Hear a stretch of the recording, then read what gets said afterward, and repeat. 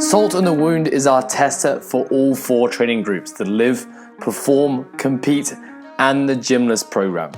The workout begins with a 400-meter run, followed by ground to overhead and hand release push-ups. You will then go into another 400-meter run.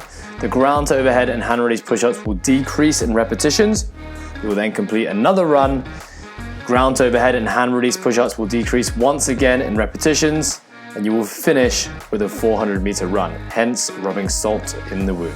Now, given that a lot of our subscribers are without a gym, we've left the loading implement up to you guys to choose. You can use a bag for the ground to overhead. That could be a weighted backpack, it could be a sandbag, it could be an aqua bag. You could also use a dumbbell, or you could use a kettlebell. Make sure you read the coach's notes to understand how to scale the movement appropriately based on doing single arm or double arm movements. The hand release push-up is standard, is going to stay the same for everyone. What we're really looking for here is minimal snaking of the push-up. Now, if you're doing the push-up on your hands and your feet, an easy way to know if you're correctly executing the movement is if your quads do not touch the floor. So typically, if you squeeze your quads and keep them straight, your chest will touch the floor, allowing you to release your hands, and you're able to press off the floor again without the legs touching. Now, of course, if you're doing your push-ups on your knees, this is a little bit more challenging, but we can still minimize the snaking movement by staying engaged through our midline. That means squeezing the quads, squeezing the butt, and squeezing the rib cage. Now, there is a 25-minute time cap on this workout. Just remember, there are movement subs provided for all the movements in this workout, so make sure you read the notes carefully and watch the coach's rundown video. The reason we picked this workout this week is it's a slight variation on the last few weeks, both in terms of movements but also time domain. It isn't a very similar retest as something we did back in the 11th of Jan for those who follow the Live, Perform, Compete program. So it's not a direct comparison because the movements changed, but it was a really effective workout at the time. So we like the stimulus, so we're going to keep it the same. Similarly, what's cool about this workout is that it's scalable across a whole bunch of different folks with regards to whether or not they have equipment available. I think these times is all about pulling the community together.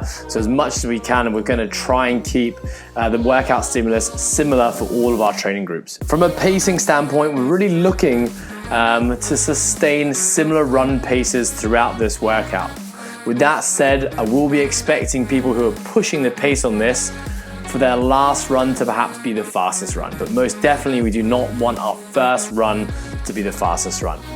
Now, anytime you see a descending rep scheme where the reps are getting less throughout the rounds, really your speed of movement should more or less remain the same. If anything, get faster. What we really don't want is for your speed of movement to decrease as the reps decrease. If that does happen, that is called a fatigue-based strategy where you're having to be forced into rest rather than taking strategic rest.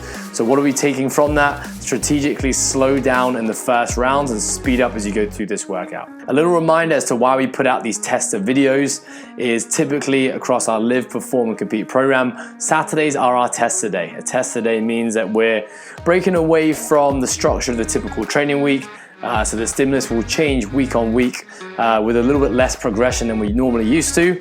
And we put these videos out typically 1 to 2 days ahead of time, giving people a chance to build strategies and then of course execute their strategies. What we also recommend when executing a strategy is to film your video, review your video, and see if there's any takeaways from a learning standpoint. So just because we don't have gyms available to us at the moment doesn't mean we shouldn't do all of those things. Build yourself a strategy, record and film your workout, critique your strategy in particular here, have a look at your run paces. Did we see an increase or decrease in paces? And let's have a look at movement quality. Did we maintain or did we break down in movement quality?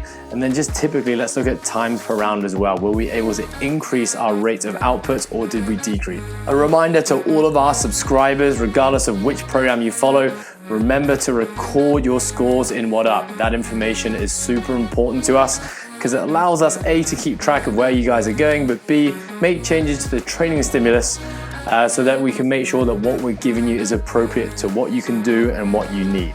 Lastly, a lot of these testers will be retested at some point. So if you put your scores in, you'll have some data to compare to when you do the workout again. Last little note from me, guys, just amazing to see this community pulling together.